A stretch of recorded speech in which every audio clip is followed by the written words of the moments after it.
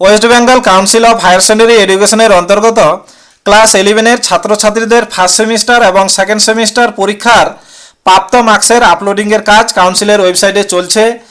আপনারা রেগুলার ছাত্রছাত্রীদের মার্কস আপলোডও করে ফেলেছেন, কোনো রকম অসুবিধা হয়নি। যে সমস্ত রেগুলার ছাত্রছাত্রী সেকেন্ড সেমিস্টারে ফেলও করলো, তাদের কাউন্সিলের নির্দেশ অনুযায়ী আবার সাপ্লিমেন্ট পরীক্ষা নিয়ে তাদের মার্কস আপলোড করে ফেলেছেন, সেটাও সমস্যা হয়নি। আমিও আপলোড করে ফেলেছি সমস্ত রেগুলার ছাত্রছাত্রীদের মার্কস। এই হচ্ছে মার্কস যে আপলোডিংয়ের টেবিল, এখানে সমস্ত ছাত্রছাত্রীদের রেগুলার আমার নাম এসেছে, আপলোড করা হয়ে গেছে। কিন্তু যখনই DC11 স্টুডেন্ট সিলেক্ট করে সার্চ করছি, তখন একটাও নাম এখানে শো করছে না। আপনাদেরকে আমি একটু দেখিয়ে নিই সার্চ করে। দেখেন, সার্চ করা মাত্র আমার কি দেখাচ্ছে, জিরো রেজাল্ট ফাউন্ড, অর্থাৎ DC স্টুডেন্টদের কোনো মার্কসের যে টেবিলটা, টেবিলে কোনো নামই আসছে না। এবার আপনাকে প্রথমে ভাবতে হবে যে DC স্টুডেন্টটা কী জিনিস। DC স্টুডেন্ট হলো DC11 স্টুডেন্ট হলো তারাই যারা গত বছর 11-এ ছিল, ফার্স্ট সেমিস্টার পরীক্ষা দিয়েছিল, সেকেন্ড সেমিস্টার পরীক্ষা দিয়েছিল, কিন্তু লাস্ট পর্যন্ত তারা পাস করতে পারেনি, পাস করে 12-এ উঠতে পারেনি।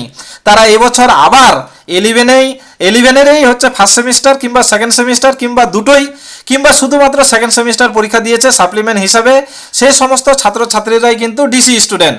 তো এই স্টুডেন্টদের কিভাবে আমরা মার্কস আপলোড করব, সেটাই আজকে আমরা এই ভিডিওর মাধ্যমে দেখব। আপনারা যখন রেগুলার 11-এর স্টুডেন্টদের যখন রেজিস্ট্রেশন করতেছিলেন, সেই সময়ে DC স্টুডেন্টেরও ফর্ম ফিল আপ করতে হচ্ছিল। আপনারা নিশ্চয়ই সেখানে সেই ফর্ম ফিল আপের ওই সময়টাতে আপনারা DC স্টুডেন্টের ফর্ম ফিল আপ করেননি। যদি করতেন তাহলে এই অপশনে করেছেন DC11 স্টুডেন্ট ফর্ম, এখন কিন্তু আর এটা ফর্মগুলো শো হবে, কিন্তু আপনি সাবমিট করতে পারবেন না। আমি দেখিয়ে নিই জাস্ট একবার। দেখেন, DC11 স্টুডেন্ট ফর্মে সাবমিট করার এখানে ক্লিক করার সঙ্গে সঙ্গে কিন্তু আমার সমস্ত DC স্টুডেন্টগুলো চলে আসলো। যত DC স্টুডেন্ট আছে সেমিস্টারের আন্ডারে সবার, সেটা 2024 সালে রেজিস্ট্রেশন হতে পারে, 2023 সালে রেজিস্ট্রেশন হতে পারে, সেমিস্টারের আন্ডারে সমস্ত নাম চলে এসেছে। কিন্তু দেখেন, এদিকে কিন্তু আমার অ্যাকশন বাটনগুলো এনাবেল নেই, এগুলো সব ডিসেবল হয়ে গেছে। কেন?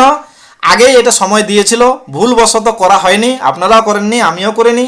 কিন্তু এখন এই DC পরীক্ষা দিয়েছে সাপ্লিমেন্ট 11-এরই সেকেন্ড সেমিস্টার বা ফার্স্ট সেমিস্টার বা দুটোই, যাই হোক, তারা পরীক্ষা দিয়েছে, পাসও করেছে, তাদের মার্কস আপলোড করতে হবে, মার্কস টেবিলে আনতে হবে। কি করে আনবো?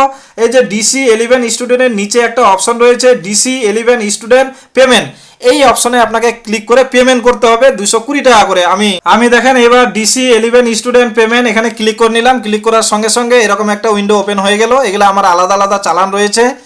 হ্যাঁ, আপনি কি করবেন, এই যে দেখেন উপরে লেখা আছে DC11 স্টুডেন্ট পেমেন্ট, এখানে কি সেশন আছে, আপনি একটা পার্টিকুলার সেশনের যদি DC স্টুডেন্ট সিলেক্ট করতে চান, তাহলে এখানে সেশনটা ক্লিক করবেন, না হলে ক্লিক করার দরকার নেই, ক্লিক না করাটাই ভালো। তাহলে সেশন সিলেক্ট না করলে কি হবে, আপনার সমস্ত DC স্টুডেন্ট শো হবে। এবার কি করবেন, আপনি ক্রিয়েট চালান করবেন। আপনি আবার ভাববেন না যে ক্রিয়েট চালান করলেই সমস্ত DC স্টুডেন্টের চালান ক্রিয়েট হয়ে যাবে, এমনটা হবে না। আপনাকে পরে সিলেক্ট করতে হবে, আমি আপনাদেরকে দেখাচ্ছি, কোনো ভয় নেই, ক্রিয়েট চালান করবেন। আমি করে নিলাম।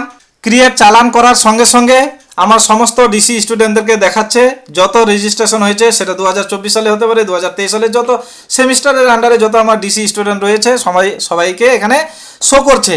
এবার আপনি এখান থেকে যাদের যাদের চালান ক্রিয়েট করতে চাইছেন, তাদের এই যে চেক বক্সে এটা দিয়ে নেবেন। আমি দিয়ে নিচ্ছি। আমি দুটা সিলেক্ট করে নিলাম এখান থেকে, দুটো চেক বক্স। এবার আমি কি করব, এই যে ক্রিয়েট চালান এই অপশনে আমি ক্লিক করে নিব। তাহলে এখানে আমি ক্লিক করে নিচ্ছি।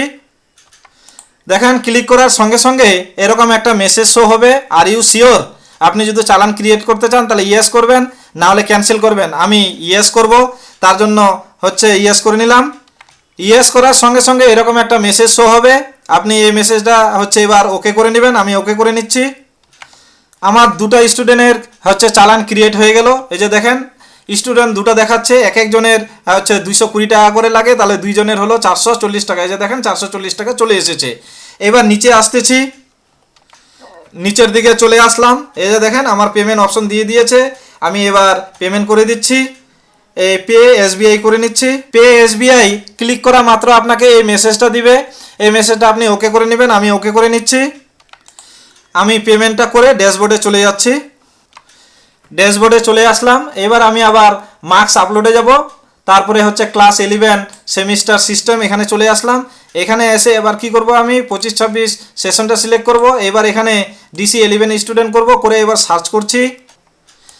এই সার্চ করা মাত্র দেখেন আমার ওই ডিসি স্টুডেন্ট দুটো চলে এসেছে, এবং এদের আমি মার্কসও আপলোড করে দিলাম। তার জন্য কিন্তু এডিট বাটনগুলো হচ্ছে ডিসেবল হয়ে গেল। এখানে যে আমার বাটনগুলো ছিল, এই যে মার্কস আপলোড করে দিয়েছি আমি। তো এইভাবে আপনারা ডিসি স্টুডেন্টদের মার্কস আপলোড করতে পারবেন যদি আগে ফর্ম সাবমিট নাও করে থাকেন। এরপরেও যদি আপনাদের ডিসি স্টুডেন্টদের নিয়ে অসুবিধা হয় আপনারা অবশ্যই জানাবেন, আমি চেষ্টা করব যথাসাধ্য উত্তর দেওয়ার জন্য। আজ এ পর্যন্তই, ধন্যবাদ।